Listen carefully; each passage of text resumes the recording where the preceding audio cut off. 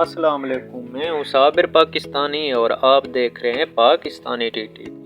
مودی نام پر تقنید، ہتک عزت کیس میں سزا کے خلاف راہل گاندھی کی اپیل مسترد۔ انڈیا کی ریاست گجرات کی ایک عدالت نے ہتک عزت کے معاملے میں سزا کے خلاف کانگریس پارٹی کے رہنما اور اپوزیشن لیڈر راہل گاندھی کی جانب سے حکم امتیاز جاری کردہ کی درخواست مسترد کر دی ہے۔ اس فیصلے کے بعد راہل گاندھی کے آئندہ برس انتخابات میں حصہ لینے کے معاملے پر بے یقینی کے بادل مزید گہرے ہو گئے۔